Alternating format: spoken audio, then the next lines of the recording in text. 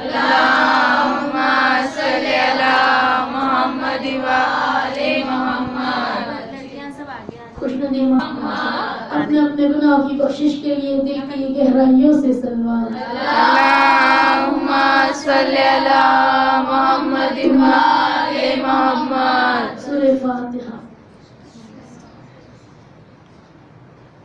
لا حول ولا قوة إلا بالله العلي العظيم۔ أعوذ بالله من الشيطان الرجيم۔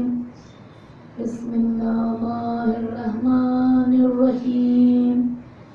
الحمد لله رب العالمين، والصلاة والسلام على أشرف الأنبياء والمرسلين، سيدنا وحبيبنا وقلوبنا وشفيعنا وبالقاسم محمد۔ اللہم صلی علی محمد وآل محمد۔ وآلہ الطیبین الطاہرین المعصومین المظلومین۔ اللہم صلی وسلم وزد وبارک علی صاحبۃ الدعوۃ النبویہ والعصامۃ الحیدریہ والعصمۃ الفاطمیہ والحلم الحسنیہ والشجاعۃ الحسینیہ والعبادۃ السجادیہ والمعاصم الباقریہ والآثار الجعفریہ والعلوم القاسمیہ والحجج الرضویہ وجود التقویہ والنقاوۃ النقویہ والحیبۃ العسکریہ والغیبۃ الالہیہ۔ اللہم صلی علی محمد وآل محمد۔ یا رب الحسین بحقیق الحسین بصبر الحسین بظہور الحجہ۔ یا رب المؤمنین اشفق المؤمنین بظہور الحجہ۔ بسم اللہ الرحمن الرحیم۔ رب اشرح لی صدری ویسر لی امری واحلل عقدۃ من لسانی یفقہوا قولی۔ بسم اللہ الرحمن الرحیم۔ اللہم کل ولیک الحجۃ ابن الحسن صلواتک علیہ وعلی آبائہ فی هذه الساعة وفي كل ساعة وليا وحافظا وقائدا وناصرا ودليلا وعينا حتى تسكنه وارزقه وتمتعه فيها قليلا۔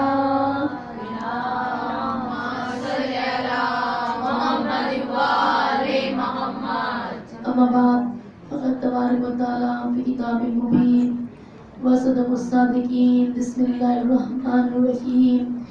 یوم ندعو کل اناس بامامہ صلی اللہم صلی علی محمد وآل محمد۔ شروع کرتی ہوں اللہ کے نام سے جو بڑا رحمان اور رحیم ہے۔ کنیزہ سیدہ السلام علیکم ورحمۃ اللہ وبرکاتہ۔ وعلیکم السلام ورحمۃ اللہ وبرکاتہ۔ اولاً تعریف و حمد و ثنا اس پاک و پاکیزہ ذات کے لیے کہ جس کے قبض قدرت میں ہماری جان ہے، اور پروردگار کہ جس نے ہمیں اشرف المخلوقات بنا کر خلق کیا، اور پروردگار کہ جو وحدہ لا شریک ہے، اور پروردگار کہ جو ستار العیوب ہے، اور پروردگار کہ جو غفور رحیم ہے، اس پروردگار کی حمد و ثنا کو بیان کرتے ہوئے مولا کائنات ارشاد فرماتے ہیں کہ پروردگارا میری عزت کے لیے کافی ہے کہ تو میرا رب ہے، میرے فقر کے لیے کافی ہے کہ میں تیرا بندہ ہوں۔ پروردگار تو ویسا ہے جیسا میں چاہتا ہوں، تو مجھے ویسا بنا دے جیسا تو چاہتا ہے۔ تو عزیزان محترم، مولا کائنات کی حدیث مبارکہ کہ جو ہماری زندگیوں کو پرنور کرنے کے لیے کافی ہے کہ پروردگار تو ویسا ہے جیسا میں چاہتا ہوں، تو مجھے ویسا بنا دے جیسا تو چاہتا ہے۔ او مولا کہ جو کل ایمان ہے وہ کہتا ہے کہ میرے دامن میں کوئی عمل نہیں، वैसा मौला इरशाद फरमाता है कि परवरदिगार तू तो वैसा है जैसा हम चाहते हैं, मगर तू हमें वैसा बना दे जैसा तू चाहता। यानी मकसद हमारी हिदायतें हैं कि हम अल्लाह की नाफरमानियां करते हैं, फिर भी अल्लाह हमें अता करता है, उसकी नेमतों से नवाजता है। और कभी अल्लाह ये नहीं कहता फला मेरा बंदा तूने मेरा ये काम नहीं किया। अल्लाह 5 मर्तबा अपनी तरफ बुलाता है, फिर भी बंदा उसमें कोताही करता है, फिर भी अल्लाह उसे नेमतों से नवाजता है। तो मौला का ये जुमला कि हम तो मांगते रहते हैं, परवरदिगार अता करता रहता है, मगर परवरदिगार तू हमें वैसा बना दे जैसा तू चाहता है। तू जिस राह को पसंद करता है उस राह पर हमें चलने की तौफीक दे दे। तू जिन दीन को पसंद करता है उस दीन पर हमें अमल करने की तौफीक दे दे। तो इसी कुरान में परवरदिगार इरशाद फरमाता है कि यौमा नदू कुल्लु नासिम बिइमामिही, यानी याद कीजिए उस दिन को जिस दिन तुम्हें तुम्हारे इमाम के साथ में बुलाया जाएगा। तो परवरदिगार कौन से दिन की बात कर रहा है? कौन से दिन की? रोज़े महशर, क़यामत के दिन की बात, डे ऑफ जजमेंट, जिस दिन आदम से लेकर खादम तक के लोग मौजूद होंगे और हमें बारगाह खुदा में बुलाया जाएगा। सिवाय इमाम के कोई मददगार नहीं होगा, अगर मददगार होगा तो ज़माने का इमाम होगा। तो आज अगर इमाम से हमने रिश्ता रखा, आज इमाम से राबिता रखा, आज इमाम से क्लोज हुए, तो कल इमाम हमें याद करेंगे। वरना आज अगर इमाम को सही मानों में न पहचाना तो ये मन माता लरियारीफ या इमाम ज़माना, जो अपने ज़माने के इमाम को पहचाने बगैर मर गया वो जाहिलियत की मौत मरेगा। तो अजीज़ान मोहतरम, इमाम को दुनिया में कामयाबी के लिए, आखिरत में कामयाबी के लिए, रोज़े महशर में कामयाबी के लिए इमाम को पहचानना जरूरी है। हम तमाम दलीलों को देख चुके हैं, इमाम की गवर्नमेंट देख चुके हैं। एक मदद से बोले सलाम पे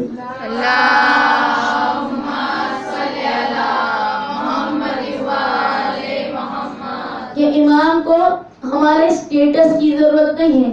इमाम को कौन सा स्टेटस चाहिए?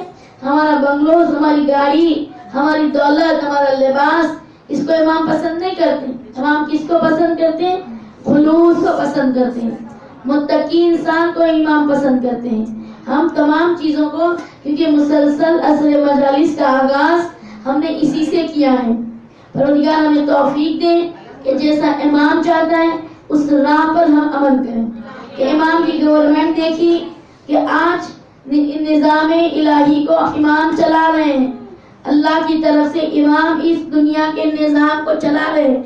एक बगैर स्कूल किसी प्रिंसिपल के नहीं चल सकती, इतना बड़ा निज़ाम बिना किसी हादी के कैसे चल सकता है? तो इमाम की गवर्नमेंट अब तमाम जानते हैं, अभी मुझे रिपीट करने का वक्त नहीं है। फिर इमाम कैसे ज़हूर फरमाएंगे, तमाम डिटेल में हमने देखा कि कौन सा वक्त होगा? आधी रात का वक्त होगा। फिर बैयत का सिलसिला होगा। कौन से वक्त आवाज आएगी? मेरे को बच्ची जवाब दे। सुबह की नमाज। सुबह की नमाज। तभी किसी की नमाज तो कज़ा नहीं हो रही ना। माह मुहर्रम क्या है? हमसे कुर्बानी चाहता है, हमें नींद की कुर्बानी कर देना पड़ेगी। अगर चाहते हैं कि जमाने के इमाम को लब्बैक कहें तो क्या सबसे अव्वल शर्त क्या है? नमाज फज्र। तो उम्मीद करती हूँ जिस आज तक भी जो अगर आगाह नहीं हुआ, आप से तौफीक मांग लो कि परवरदिगार हमें नमाज फज्र कज़ा न हो, क्योंकि अल्लाह का फोन नंबर वरना डायरी नहीं होगा। फिर लाख मुसल्ले पर बैठ जाओगे, इस सर्दी में भर दुआएं पढ़ते रहो, तोहफतुल अवाम देखते रहो, मफातिहुल जिनान देखते रहो, कोई फायदा नहीं होगा। अल्लाह का फोन नंबर बराबर डायल करो, फिर देखो आपकी मुसीबतें कैसे दूर होती हैं। है ना? सबको अल्लाह का फोन नंबर जाए डायरी में बराबर बड़े हैंडराइटिंग से नोट डाउन कर लेना। तो अजीज़ान मोहतरम, उसके बाद जब आप जिब्रील या आवाज को बुलंद करेंगे इमाम, तब कैसे, कौन, किस तरीके से, क्योंकि कल ये सवाल करना में ज़हन से निकल गया था कि कैसे शिया जो आज एक दिल और इमाम की ज़ुहूर की दुआ मांग रहे हैं, इतने इमाम का इंतजार कर रहे हैं, वो शिया 4 हिस्सों में बढ़ जाएंगे। तो एक एक करके सब जवाब देंगे, सब साथ में नहीं। कौन सा पहला ग्रुप कौन सा होगा? बिजनेसमैन का, जिसको अपने तिजारत की आज तो बड़ी मीटिंग है, हजारों का फायदा होने वाला है, ہم بعد میں چلے جائیں گے، وہ رک جائے گا. دوسرا گروپ گھر کی جس کو گھر کی بڑی فکر ہے کہ ہم پر شہزا پر مجلس کا ٹائم 3 بجے، میرا شوہر کو چائے نہیں دوں گی تو کیسے چلے گا. یہ بھی احتیاط واجب ہے، یہ بھی شوہر کی اطاعت واجب ہے، مگر جہاں پہلے بلاوا جو اہم ہے وہاں بھی جانا ضروری ہے. اپنے ٹائم ٹیبل کو ہمیں ایسے سیٹ کرنا ہے. پھر تیسرا جس کو بڑی فیسلٹیز کہ ہم اس کے بنا نہیں رہ سکتے، ہمیں یہ چاہیے، بنا ریزرویشن چاہیے، ہم نہیں رہ سکتے، مگر یہ ذہن میں خیال ہونا چاہیے جو بلا رہا ہے وہی ہمارا انتظام بھی کرے گا. پھر چوتھا گروپ یہی مت بھول جانا، جو نماز صبح کو اٹھے گا وہ پہلے نماز صبح ادا کرے گا، خوشی کی لہر اٹھے گی، اور اپنے دروازے جس کو امام کو سلام کرنے کی عادت ہے اپنے دروازے پر آئے گا اور کہے گا لبیک یا امام، تو اپنے کو امام کے قدموں میں پائے گا. تو عزیزان محترم کون سے گروپ میں ہمیں شمار ہونا ہے؟ 1 2 3 نہیں، ہم ایسے بھی 1 2 3 سے نفرت کرتے ہیں، تو ہمیں چوتھے گروپ میں شمار ہونا ہے. صلوات پڑھیں. اللہم صلی علی محمد و آل محمد. اہل بیت کے دشمنوں پہ لعنت، زندہ باد، یزیدیت مردہ باد. محمد و آل محمد صلوات. اللہم صلی علی محمد و آل محمد. اور اس کے بعد بیعت کا سلسلہ، جو ہماری بیعت کا سلسلہ، جو کون پہلے بیعت کرے گا؟ 4 نبی، پھر 4 فرشتے، پھر 4 نبی، پھر عظیم ہستیاں. اس کے بعد یہ بیعت آدھی رات سے ہوگی، صبح کا وقت ہو جائے گا. اس کے بعد سب سے کون سا پہلا لشکر ہوگا؟ 360 ایسن، 313. اس کے بعد 10,000 کا لشکر ہوگا ایسن. پروردگار ہمارے علم میں زیادہ سے زیادہ اضافہ کریں. دیکھیے ابھی آپ لوگوں کو یاد رہے گا، روزانہ ہم ریپیٹ بھی کریں گے. اب اسی لیے 5 منٹ ہم ضائع نہیں سمجھتے. کل کی مجلس کو اگر ریپیٹ کر لے تو جو نہیں آنے والے ہیں وہ بھی جان لے اور ہمارا بھی مائنڈ فریش ہو جاتا ہے. تو نوجوان بہنوں سے گزارش ہے کہ جا کر اگر آپ کو لکھنا پڑھنا تو احسن آتا ہوگا تو ہم جا کے، کل بھی مولانا نے بھی رات میں مجلس میں کہا کہ علم درندہ ہے، وہ دماغ سے نکل جاتا ہے. تو ہمیشہ مولا کی حدیث کو دھیان رکھے کہ نوٹ ڈاؤن کر لے. یہاں نہیں کرتے تو گھر پہ جا کر لیجئے، تاکہ ایسا نہ ہو کہ 10 دن کے بعد ہمیں جو کامیابی ملنا تھی وہ چلی گئی. یا اگر لکھا ہوگا 1 مہینے کے بعد بھی اگر وقت مل گیا دھول کو ہٹا کر ذرا پڑھو گے تو ہمیں تمام چیزیں یاد آ جائے گی. آج تو آپ کو لگے گا کہ ہم روزانہ ریپیٹ بھی کر رہے ہیں. یہ 5 منٹ ہم اسی لیے ضائع نہیں سمجھتے کہ آنے والے بھی آ جائیں اور ہمارا ریپیٹیشن بھی ہو جائے. تو عزیزان محترم اس کے بعد بیعت کا سلسلہ ختم ہوا اور امام ہم سے کچھ شرطیں رکھوائیں گے. کیا شرط؟ متاثر بنے سلام پڑھیں. اللہم صلی علی محمد و آل محمد. امام کے ہاتھ کچھ جب بیعت کریں گے امام ہم سے کچھ شرطیں قبول کروائیں گے. تو کون سی تھی پہلی شرط؟ کون سی تھی پہلی شرط؟ میرا مجمع اپنی لمٹ کو کراس نہ کرنا، حد سے زیادہ تجاوز نہ کرنا. آسان لفظوں میں کہ اپنی لمٹ کو کراس نہ کرنا. یہ جو میں بیان کر رہی ہوں کتاب جہاں بادہ زہو، اس کتاب کا ریفرنس دے رہی ہوں. اس میں یہ 25 شرطیں موجود ہیں. کتاب جہاں بادہ زہو، اور اس کے بعد پوری 25 شرطیں اس میں، اور کچھ ریفرنس امام زمانہ کی جو کتابیں ہیں اس سے ہیں. یہ ریفرنس جو ہے کتاب جہاں بادہ زہو. یہ پہلی شرط امام ہمارے لیے کیا؟ کہ اپنی لمٹ کو کراس نہ کرنا، حد سے زیادہ تجاوز نہ کرنا. مگر اس سے پہلے امام اپنے لیے، خود کے لیے چند شرطیں رکھی کہ میرا مجمع مجھے جواب دے دے.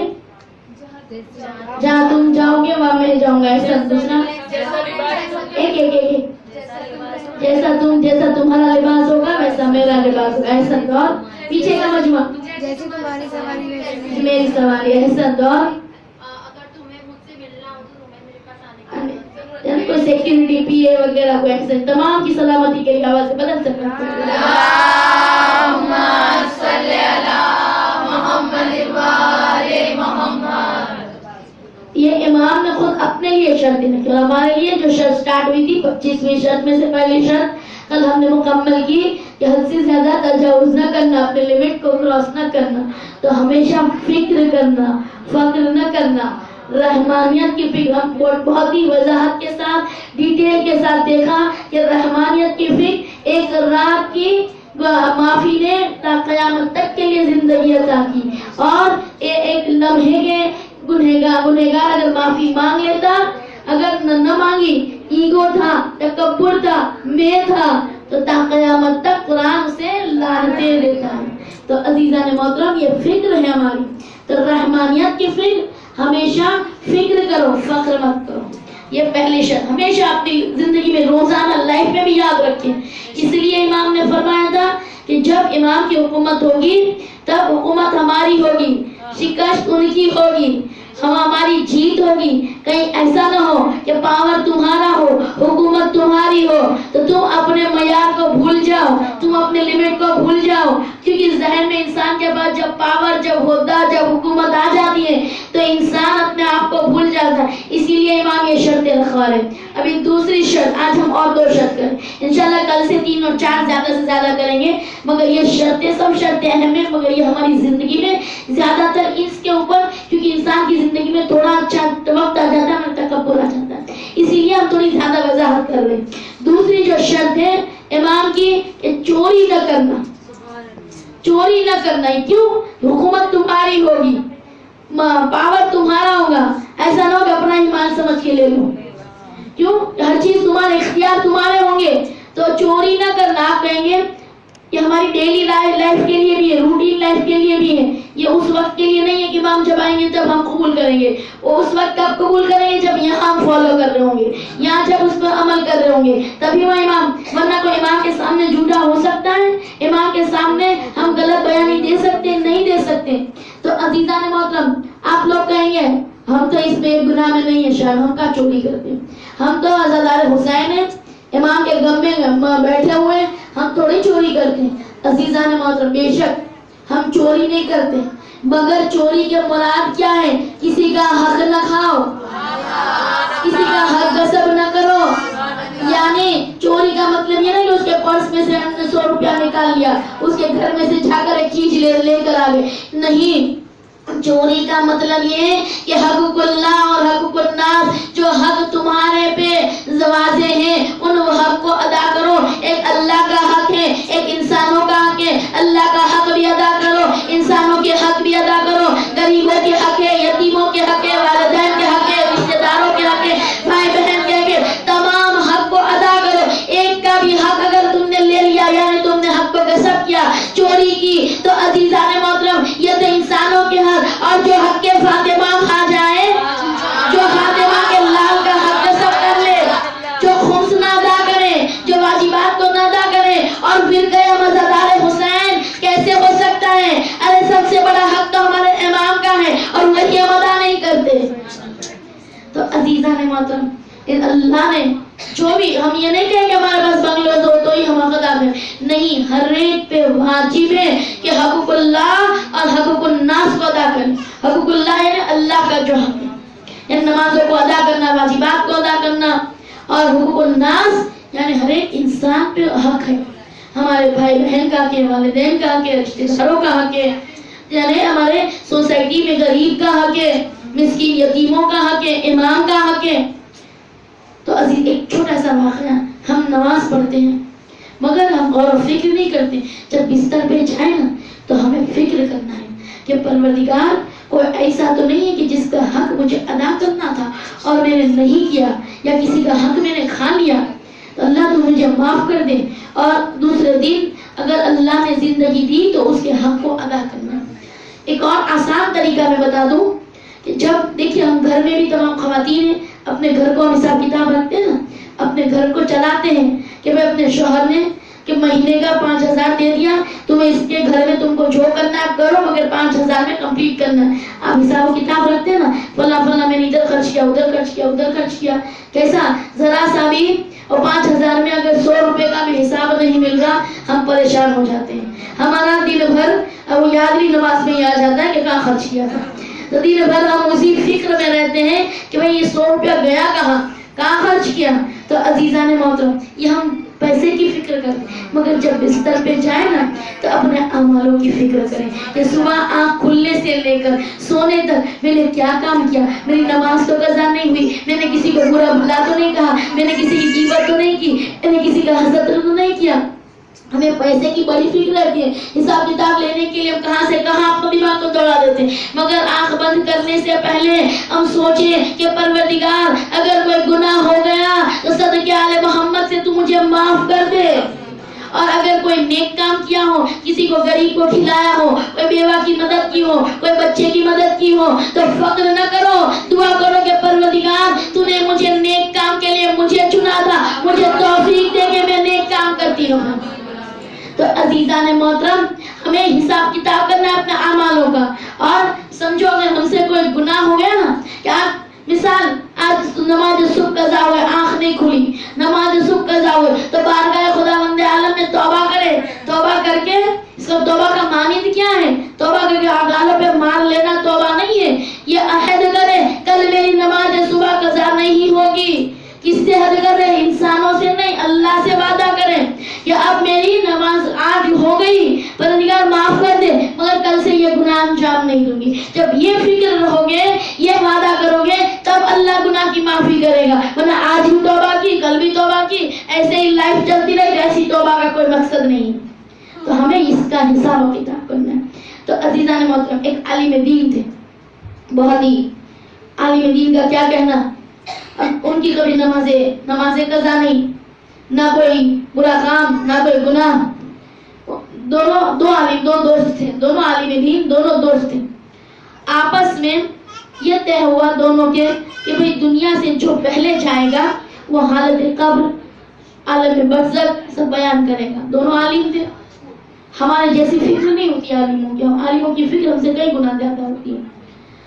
دونوں نے آپس میں طے کیا کہ ہم میں سے جو جلدی دنیا سے چلا جائے گا کہ قبر میں کیا ہوتا ہے، عالم برزخ میں کیا ہوتا ہے، تمام حالت قبر، عالم برزخ آ کے بیان کریں گے۔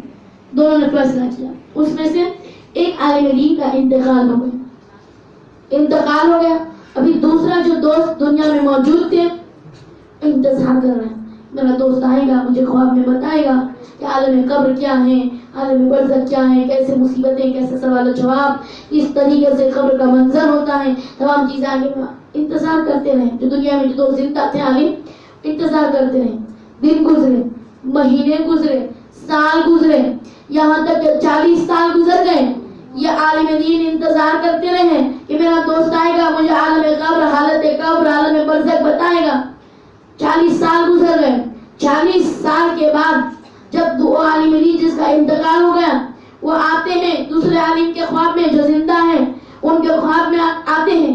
عزیزان محترم، 40 سال کے بعد اگر دوست سے ملاقات ہوتی ہے تو دوست یہ نہیں پوچھے گا کہ بھئی کیسا ہے اور کیوں، کیسے حالات تھے، مگر ان کا پہلا سوال کیا ہوگا کہ اب تک میں انتظار ہے نا، ہم بھی جب دوست ہمارے لیے ویٹ کرتا ہے، تھوڑا دیر ہو جاتی ہے تو وہ کیا پوچھتا ہے، کیسے ہے، کیوں ہے، کدھر گئے، کدھر آئے، نہیں پوچھتے، کیا پوچھتے، ارے کیوں اتنی دیر ہی لگا دی۔ تو اس عالم نے بھی یہی سوال کیا کہ بھئی اب تک تم نے تو وعدہ کیا تھا کہ مجھ سے فوراً ملاقات کے لیے آؤ گے، اور آپ تو 40 سال گزر گئے، مجھ سے ملنے کے لیے نہیں آئے، ملاقات کے لیے نہیں آئے، عالم برزخ نہیں بتایا، عالم قبر نہیں بتایا۔ تو وہ عالم دین دلوں پہ ہاتھ رکھے فرش عزا پر بیٹھے ہوئے، وہ عالم دین جو 40 سال تک عالم برزخ میں تھے، جو گزر گئے تھے دنیا سے، ان کا جواب کیا تھا جب یہ زندہ دوست نے پوچھا کہ میں اب تک کہاں تھے، کیوں نہیں آئے؟ وہ جواب دیا کہ میں 40 سال تک عذاب الہی میں گرفتار تھا، 40 سال تک عذاب الہی میں گرفتار تھا، مجھے عذاب نازل ہو رہا تھا۔ عزیزان محترم، اور زاروں قطار عالم رونے لگے کہ بھئی ایسا کون سا گناہ تم نے کیا کہ جس کی وجہ سے 40 سال تمہیں عذاب ہوتا رہا؟ کہ بے نمازی کا گناہ، بے نمازی کا عذاب۔ ایک مرتبہ وہ عالم دین کہنے لگے جو زندہ تھے کہ میں گواہی دیتا ہوں کہ میرے ساتھ نمازیں پڑھی، ہم ساتھ میں مسجد جاتے تھے، ہم ساتھ میں نمازیں پڑھتے تھے، ہماری تو کوئی نماز، یہاں تک کہ نماز شب بھی قضا نہیں ہوئی، تو آپ کی نماز کیسے قضا ہو سکتی ہے؟ اور 40 سال تک اس کا عذاب ہوتا رہا۔ ایک مرتبہ جو عالم دین گزر گئے تھے وہ کہتے بے شک ہماری نماز ویسے قضا نہیں ہوئی، مگر جس گھر میں غور کیجیے گا جس گھر میں میں رہتا تھا وہ میرے باپ کا گھر تھا اور اس باپ کے گھر میں میری بہن کا حصہ تھا میرے بھائی کا حصہ تھا اور میں اپنے وطن سے وہ باپ کا گھر تھا میری مالکی نہیں تھی باپ کی مالکی تھی دوسرے بھائی بہنوں کا حق تھا میں نے کبھی میری بہن کو پوچھا نہیں میرے بھائی کو پوچھا نہیں ان کے حق کو ادا نہیں کیا تو غور کیجئے کہ جب تک جو نمازیں میں نے مسجد میں جا کر یعنی وضو میں نے مسجد میں جا کر کیا تھا وہ نمازیں بارگاہ خدا میں قبول ہوئی مگر اس گھر سے کیونکہ بہتر یہ ہے کہ جب مسجد میں جاؤ تو وضو اپنے گھر سے کر کے جاؤ جتنے قدم چلتے ہو اتنے قدم فرشتے تم پر رحمت نازل کرتے تو یہ تو عالم تھے ہمیشہ اپنے گھر سے وضو کر کے جایا کرتے تھے تو وہ کہتے ہیں کہ میں زیادہ تر وضو اپنے گھر سے کر کے جاتا تھا اگر وہ گھر وضو میرا باطل کیونکہ گھر غصبی تھا میں نے حق ادا نہ کیا جب غصبی گھر تو گھر کی ہر چیز غصبی پانی سے وضو کیا تو وضو باطل ہوا تو نماز گئی نماز باطل ہوئی وہ میں نے جتنے بھی نمازیں پڑھی ساری ضائع ہو گئی تو عزیزان محترم ذرا غور کیجئے بہن اور بھائی کا حق نہ دیا لاکھ سجدے کرتے رہے نمازیں قبول نہیں تو اگر ہم کسی کا حق کھا لیں اپنے آپ کو اچھا سمجھے تو ہمارا کوئی اعمال کوئی عزاداری کوئی نمازیں قبول نہیں ہے صلوات اللہ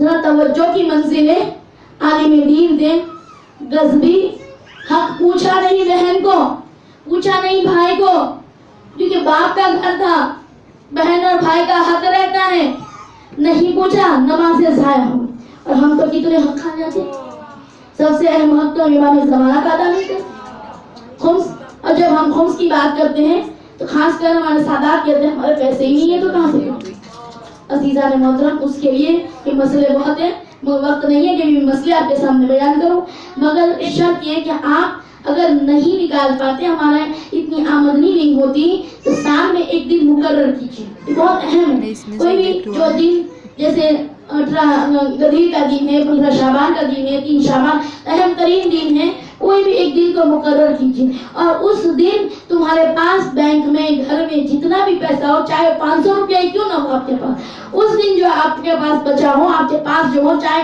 پھر اس میں لوگ کیا کرتے ہیں اگر معلوم ہے کہ یہ 15 شعبان آنے والی سے پہلے خرچ کر دیتے ویسی نیت نہ رکھیے کہ اس دن تمہارے پاس جتنا پیسہ ہے چاہے 500 روپیہ کیوں نہ ہو آپ کے پاس بچا ہوا تو اس میں سے 20% امام کا 5% یعنی 500 کا جتنا ہوتا ہے آپ نکال لیجیے آپ ایک مرتبہ نکال کر تو دیکھیے اس میں مال میں کمی نہیں آتی ہمیشہ برکت ہوتی ہے اور ہم امام زمانہ بآواز بلند صلوات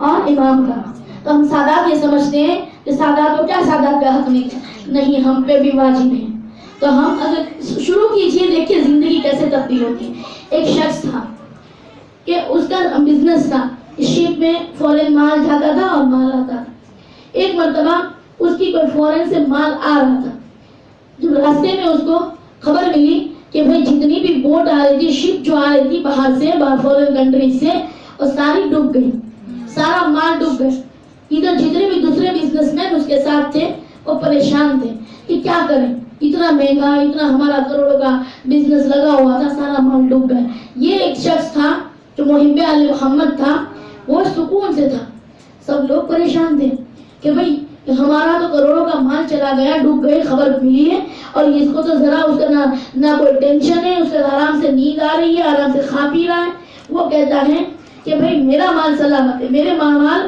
میں کچھ مجھے میرا مال مل جائے گا سب لوگ اس کو پاگل قرار دینے لگے کہ مال کی محبت میں پاگل ہو گیا کہ کہہ رہا ہے کہ میرا مال مجھے مل جائے گا وقت گزرا جب ساری شپیں جب آئی کچھ شپیں جب آئی تب دیکھا کہ اس کی شپ جو تھی جس میں ایک شپ آئی جس میں اس کا مال تھا وہ سلامت تھا وہ سلامت ساری شپ ڈوب گئی ایک شپ آئی اس میں اس کا مال تھا وہ سلامت تھا تمام لوگ آ کر کہنے لگے کہ بھئی تو تو کوئی جادوگر لگتا ہے کہ تجھے معلوم ہو گیا کہ تیرا مال آ جائے گا تم ایک فکر تھا سکون سے تھا ذرا بھی فکر مند نہیں تھا تو تیرا مال ڈوبنے کا تجھے ڈر نہیں تھا وہ کہتا ہے کہ اس مال کی حفاظت خدا کرے وہ مال کبھی ضائع نہیں ہو مجھے معلوم تھا کہ میں تجارت کر رہا تھا, میں نے حق کے امام کو نکالا تھا, حق کے سادات کو نکالا تھا, تو میری ماں کی حفاظت مجھے نہیں میرا خدا کرتا ہے. تو عزیزان محترم یہ حق ہے, اور ہم کتنے کے حق کو کھا جاتے ہیں, یتیموں کے حق, غریبوں کے حق. جب انسان کو زندگی میں 50-60 سال رہنا ہے, اس میں اگر ہم نے حق ادا کیے تو پتہ نہیں کس کی دعاؤں کے سبب ہماری زندگی کامیاب ہو جائے, کس کی ایک دعا ہماری زندگی کو کامیاب کر دے, کسی کا ایک سورہ فاتحہ ہماری عالم برزخ کو آسان کر دے. تو ہم کوئی ہمارے ساتھ انشاءاللہ رات کی مجلس میں آئے گا, کون ہمارے ساتھ آنے والا ہے؟ یہ مال و زر, یہ بلوز, یہ گاڑی جس کے لیے انسان دوڑتا ہے دن بھر, وہ کچھ ساتھ نہیں آنے والا. ہماری محبت ہم جو دوسروں سے کرتے ہیں, ہمارا صلہ رحم اور جس کا حق ہم ادا کرتے ہیں, وہ ہمارے ساتھ آنے والا ہے. تو ہم یہ غور کریں, چھوٹی چھوٹی باتیں, مگر اب ذرا سوچنا گھر جا کر کہ دیکھیے اتنا بڑا عالم دین ایک حق ادا نہیں کیا, 40 سال تک عذاب الہی ہے. تو ہم تو ہر لمحے گناہ کرتے ہیں, ہمیں تو کوئی فکر نہیں, اور فکر تو نہیں ہے اس کے بعد ہمیں اس کو توجہ بھی نہیں ہے کہ ہم سے یہ گناہ, ہم مانتے ہی نہیں ہیں وہ گناہ ہے. تو عزیزان محترم بیدار ہو جائیے. ہمیں نہیں معلوم کہ کب ملک الموت آ جائے. آج دیکھیے ہم ابھی سنتے ہیں اس کو ہارٹ اٹیک آ گیا, فلاں فلاں فلاں ہمارے سامنے تھے, فوراً چلے گئے. اسی طرح ہمارا بھی ٹرن آ سکتا ہے. اگر ایسے ہی رہیں, بیدار نہ ہوئے, پھر کیا ہوگا عالم برزخ میں؟ تو یہ امام کی دوسری شرط ہے کہ چوری نہ کرنا. یہ ہماری زندگی کے لیے بھی ہے. سب کے حق کو ادا کرو, کسی کا حق غصب نہ کرو. غصبی حرام مال ہو جاتا ہے. غصبی چیز, نمازیں ضائع, عزاداری ضائع, کچھ قبول نہیں ہوتا. امام کی تیسری شرط, اور آج کی آخری شرط, امام کی تیسری شرط غور کیجیے گا کہ زینا کے قریب نہ جانا. زینا کے قریب نہ جانا. عزیزان محترم, زینا اگر ہم نامحرم کو غلط نگاہ سے دیکھ بھی لیتے ہیں تو وہ زنا کا گناہ ہے. شیطان سے پوچھا گیا کہ بتاؤ تمہیں سب سے زیادہ کیا اچھا لگتا ہے؟ غور کیجیے گا میری ماں بہن کہ تم سے سب سے زیادہ کیا اچھا لگتا ہے؟ شیطان کہتا ہے کہ جہاں نامحرم عورتیں اور مرد جب ساتھ میں رہتے ہیں, مجھے انہیں ایمان کے ساتھ کھیلنا اچھا لگتا ہے. جیسے بچہ فٹ بال کے ساتھ کیسے کھیلتا ہے نا, بال کے ساتھ بچہ کھیلتا رہتا ہے, اسی طرح میں ایسی جگہوں پہ جب نامحرم مرد اور عورتیں رہتے ہیں, وہاں پہ میں ان کے ایمان کے ساتھ فٹ بال کی طرح کھیلتا ہوں, کیونکہ وہاں لوگوں کا ایمان ڈگمگا جاتا ہے. تو عزیزان محترم, آج ہم ہوشیار ہو جائیں. ہم پردے کا کیوں اسلام میں پردے کو اتنا واجب کرا دیا؟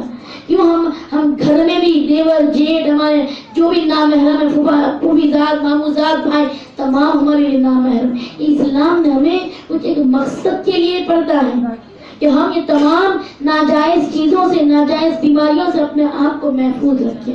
رسول کے پاس جب جبریل پہلے کیا لے کر آتے تھے؟ وہی لے کر آتے تھے نا, آیت قرآنی لے کر آتے تھے. مگر جب رسول کی رحلت کا وقت آیا نا, اس وقت جبریل آئے, تب رسول نے ایک سوال کیا کہ جبریل اب تک تم میرے پاس آ رہے تھے, میری حیاتی میں تم میرے پاس آ رہے تھے, آیت قرآنی لے کر آئے تھے, وہی خدا لے کر آتے تھے, اب تم کیسے آؤ گے زمین پر؟ تو ایک مرتبہ جبریل کا جواب ہے کہ یا رسول اللہ, میں بعد میں بھی آپ کی رحلت کے بعد بھی آؤں گا, مگر کیس الٹا ہوگا. پہلے میں آیت قرآنی لے کر آتا تھا, زمین پر رحمتیں لے کر آتا تھا, اور میں نازل کرتا تھا, قرآن آتا تھا, قرآن کا نزول ہوتا تھا. مگر آپ کی رحلت کے بعد جب آؤں گا تو زمین سے لے کر جاؤں گا. 10 چیزیں, ابھی وقت نہیں ہے کہ میں اس کو بیان کر سکوں, 10 چیزیں کہ میں یہاں سے زمین سے لے کر جاؤں گا. رسول نے پوچھا جبریل کیا لے کر جاؤں گی؟ بہت 10 چیزوں کا ذکر نہیں کروں گی. کہا میں برکتیں لے کر جاؤں گا, رحمتیں لے کر جاؤں گا. اس میں سے یہ 2 چیزیں ہیں کہ میں عورتوں سے حیا کو لے کر جاؤں گا اور مردوں سے غیرت کو لے کر جاؤں گا. تو آج ہمیں اپنی حیا کو سنبھالیں. دنیا کی بد کردار فیشن کے زمانے کو, ماڈرنائزیشن کو نہیں دیکھنا. ہمیں اپنی سیرت کو, ہمیں کس کے ماننے والے, ہم ثبوت کس کا دیتے ہیں بیٹھ کر؟ زہرا کی کنیز ہیں, زینب پہ روتے ہیں, تو زینبی کردار کو دیکھنا ہے کہ یہ فیشن ہے, فیشن کا پردہ, فیشن کا حجاب, فیشن کا ڈریس. عزیزان محترم, جب ہم ایسے فرشتہ پر آتے ہیں نا اس فکر کے ساتھ, تو زہرا ایک زخمی پہلو ہوتا ہے. ہمیں یہ دیکھنا. کیا جبریل نے کہا؟ میں عورتوں سے حیا لے کر جاؤں گا اور مردوں سے غیرت لے کر جاؤں گا.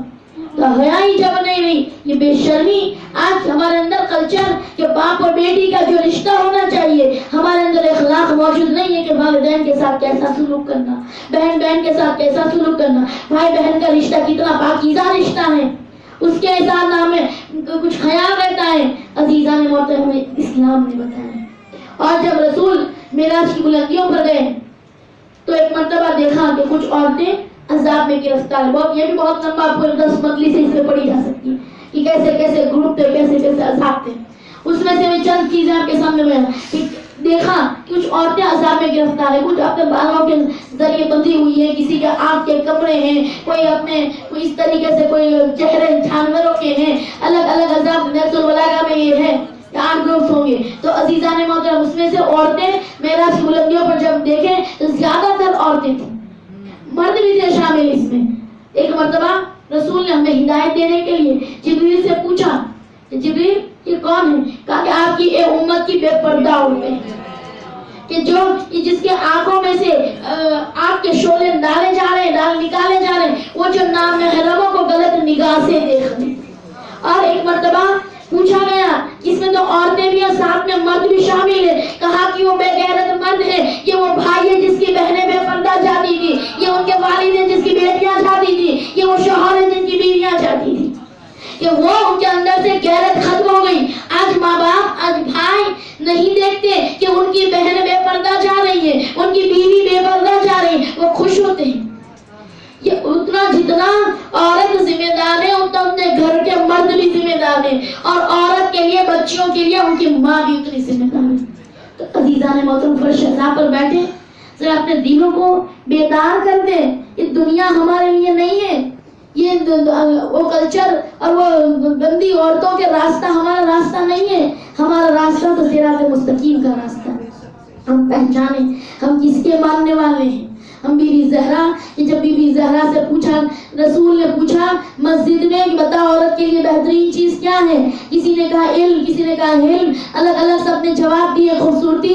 ایک مرتبہ سیدہ نے گھر سے کہلوا دیا، جاؤ کہ بابا سے کہہ دو عورت کے لیے بہترین چیز پردہ ہے.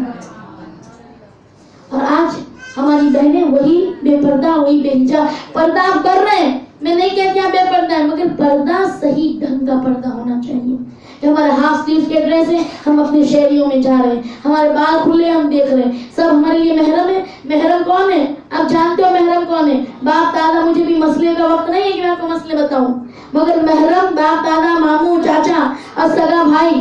عزیزان محترم، ماموں چاچا زاد کوئی ہمارے محرم نہیں ہے. تمام سے پردہ واجب ہے، اتنا پردہ واجب ہے جتنا نماز میں واجب ہے. آپ اپنا چہرہ اتنا ہاتھ کھلے رکھ سکتے ہو، باقی مکمل حجاب اپنے گھر میں بھی. اگر کوئی نامحرم ہے، دیور ہے، جیٹ ہے، سسور کا پردہ نہیں ہے. مگر ہمارے یہاں الٹا ہے، ہم سسور کے سامنے پورا پردہ کرتے ہیں، پر سسور ہمارا باپ ہے، انہیں پہ پردہ، وہاں کا پردہ واجب نہیں ہے، اور ہم دیور اور جیٹ کے سامنے ایسے ہی کھڑے رہتے ہیں. یہ ہمیں یہ بیداری چاہیے، یہ ہماری حیا ہے. یہ غیرت مردوں میں بھی ہونا چاہیے، یہ ماں کی ذمہ داری ہے. تو عزیزان محترم، زمانے کے امام کی تیسری شرط کہ زنا کے قریب نہ جانا، یعنی حیا کو سنبھال رکھنا، اپنی غیرت کو برقرار رکھنا، کیونکہ حکومت تمہاری ہوگی. اور کہ ماں کی کتنی ذمہ داری ہے. اگر ماں دیندار ہے، بچوں کو اگر صحیح تعلیم دیتی ہے تو دنیا تو کامیاب ہے، عالم برزخ بھی آسان ہو جاتی. کیسے؟ ایک ماں تھی، ایک بیٹی تھی، اس کی شادی ہوئی، ماں نے اس کو تربیت دی، اپنے شوہر کے گھر گئی، شوہر کے گھر میں اپنی زندگی گزار رہی تھی. ایک مرتبہ شوہر کی بزنس کے سلسلے میں، اپنے کاروبار کے سلسلے میں باہر جانے لگا. جاتے جاتے اس نے اپنے بیوی سے ایک جملہ کہا. اس سے 2 ہدایتیں. بیوی سے ایک جملہ کہا کہ دیکھو میرے آنے تک گھر کے باہر نہ نکلنا، میں جب تک آؤں گا گھر میں ہی رہنا، گھر کے باہر نہ نکلنا. چلا گیا یہ کہہ کر. جیسے ہی وہ گیا، آج کا زمانہ نہیں تھا، چند ٹائم وقت کے پہلے، آج تو موبائل فون موجود ہے، 10 فون ہم کر لیتے ہیں، فلاں فلاں فلاں، مگر اس وقت موبائل کا زمانہ نہیں تھا. تو عزیزان محترم، یہ گیا، چلا گیا بھی اپنی بیوی کو کہہ کر کہ دیکھو گھر سے باہر نہ نکلنا، میں آؤں گا اس کے بعد جانا. ابھی جیسے ہی شوہر تو چلا گیا، اسے یہ خبر ملی کہ اس کے ماں کا انتقال ہو گیا. ماں کا انتقال ہو گیا. ابھی لوگ آئے کہ بھئی تیری ماں کا انتقال ہو گیا. عزیزان محترم وہ کہتی ہیں میرے شوہر نے اجازت نہیں دی. آپ دیکھیے اطاعت شوہر اسلام میں واجب ہے اور ہم شوہر کو گلا پٹوا کر دیتے ہیں, بھلا بھلا کا بتا دیتے ہیں اور بھائی آئے گا تب بتا دے گا. اطاعت شوہر کی اجازت کے بنا ایک قدم بھی باہر نکلنا فرشتے لعنت کرتے ہیں. ہاں مگر شرط یہ ہے کہ واجبات میں نہیں. اگر شوہر کہتا ہے پردہ نہ کرو تو پردہ واجب ہے, اس میں شوہر کی داد نہیں کرنی. شوہر کہتا ہے نماز نہ پڑھو تو وہ نہیں ہے, واجبات پڑھنا ہے. شوہر اگر کہتا ہے مستحب نماز نہ پڑھو تو آپ نہیں پڑھ سکتے. مگر واجبات کے لیے اطاعتیں یہاں واجب ہے. اگر پردے کے لیے شوہر کہتا ہے میرے ساتھ پارٹی میں چلو, وہاں تو سب بے حجاب ہوں گے, تم بھی بے حجاب, تو یہاں کیونکہ میں تجھے ناراض کر سکتی ہوں, شہزادی کو ناراض نہیں کر سکتی. تو عزیزان محترم کہا تمام لوگ آئے کہ چلو ماں کا آخری دیدار کر لو. کہا شوہر کی اجازت نہیں ہے. یہاں تک کہ ماں کا غسل کفن ہو گیا, جنازہ تیار ہوا, لوگ آئے ماں کا دیدار کرنے کے لیے. کہا نہیں شوہر کی اجازت نہیں ہے. یہاں ماں کا غسل کفن ہوا, دفن بھی ہو گئی. ابھی جب شوہر آیا عزیزان محترم اس کو اجازت, اس کو معلوم ہوا کہ اس کی ماں کا انتقال ہو گیا. مگر اسی رات جب ماں کو دفن کیا گیا, ماں کسی کے خواب میں آ کر دیکھتی ہے کہ بے شمار عالیشان لباس ہے, جنتی ماحول ہے, عالم برزخ میں نعمتیں ہیں, حوریں ہیں, گلوان ہیں. تو ایک مرتبہ اس ماں سے کسی نے سوال کیا کہ بتاؤ ارے تمہارے تو کون سی ایسی کام کیا کہ جس کی وجہ سے عالم برزخ میں اتنی پہلی رات کو اتنی نعمتیں ملی. تو ایک مرتبہ وہ کہتی ہے کہ میں نے میری بیٹی کو ایسی تربیت دی کہ شوہر کی اطاعت کے بنا گھر کے باہر نہ نکلنا. میری بیٹی نے اسلام کی یہ بات پر عمل کیا, شوہر کی اطاعت کی, بغیر اجازت کے باہر نہ آئی. تو میں نے وہ تربیت دی تھی, تو اللہ نے اس تربیت کے بدلے میں میرے سارے گناہ کو معاف کر دیا.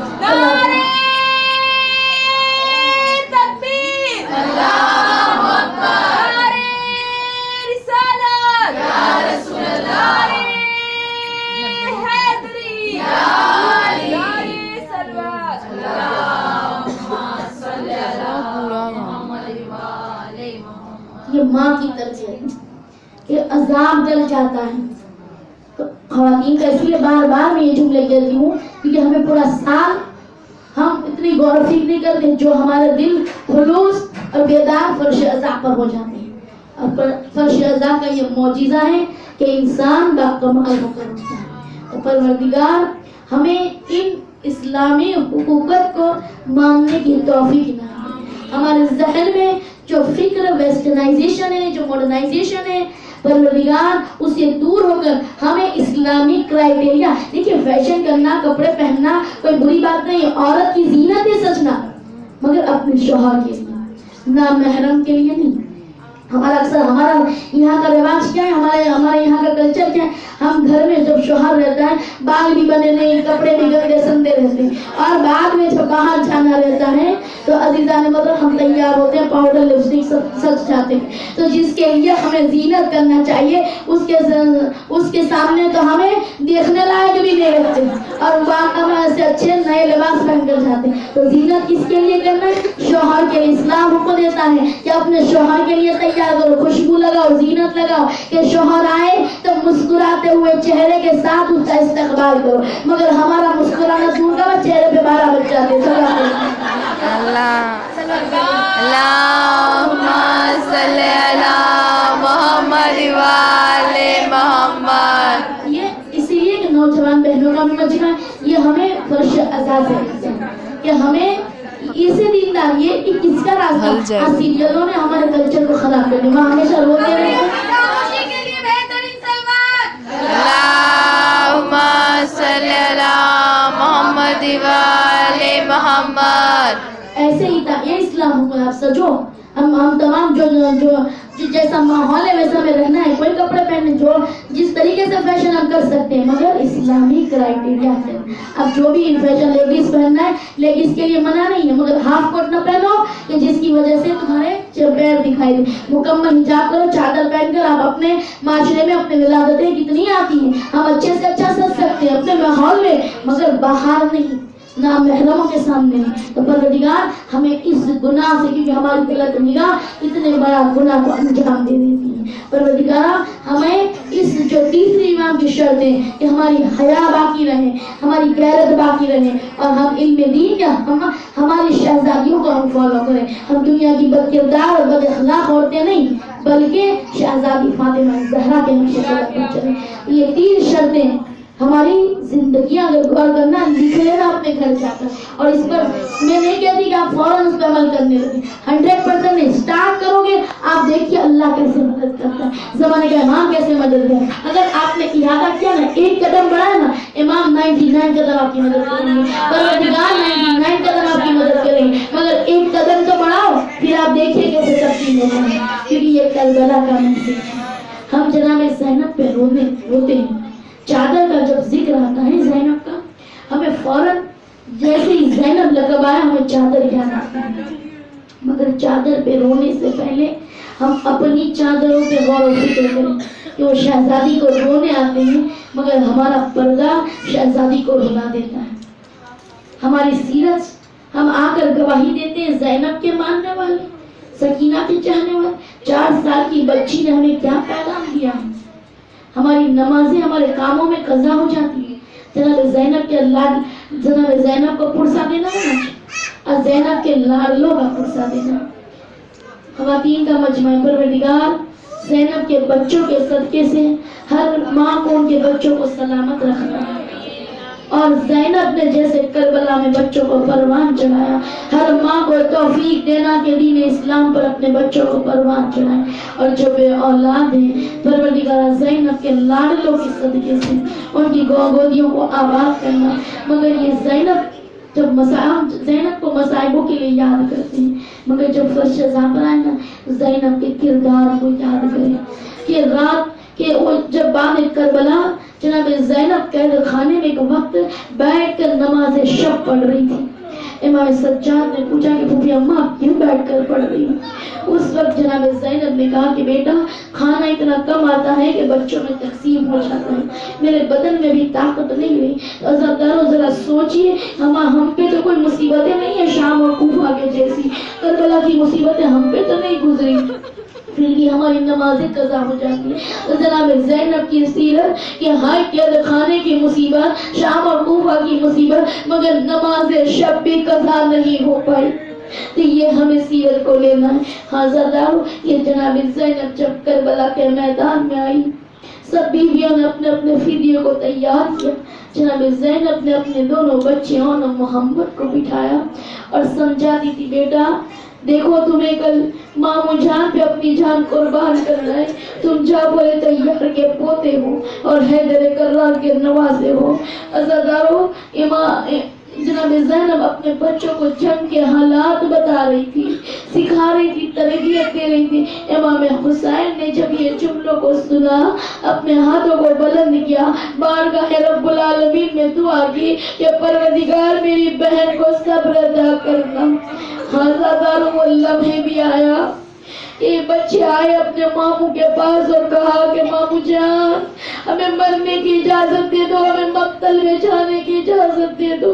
ہائے زہرا کا لال تڑپ کر کھڑا ہو گیا، دونوں بچوں کو اپنے سینے سے لگا لیا کہ ہائے پروردگار حسین اتنا قریب ہو گیا کہ بچے بھی مجھ سے ماما مرنے کی اجازت مانگ رہے. عزادارو دونوں بچوں سے کہا کہ بچے تم تو چھوٹے ہو، ارے تمہیں میں کیسے اجازت دے دوں، ارے میری زینب کے لال ہو، میری بہن کے نور نظر ہو. عزادارو حسین نے اجازت نہ دی. امام حسین نے جب اجازت نہ دی دونوں بچے خیمے میں گئے. ایک مرتبہ نگاہ پڑی جناب زینب کی، دونوں بچوں کو دیکھا. ایک مرتبہ شہزادی کونین کی بیٹی ثانیہ زہرا جناب زینب کو جلال آ گیا، اور محمد ارب دودھ نہ بخشوں گی، اپنی جان کو میرے بھائی کی جان سے زیادہ عزیز نہ کرو. عزادارو دونوں بچے آئے، ماں کے پہلو کو پکڑا، اماں ہم نے اجازت لینے گئے تھے، ماموں نے اجازت نہ دی. دونوں بچوں کو پکڑا، اس انداز علی کی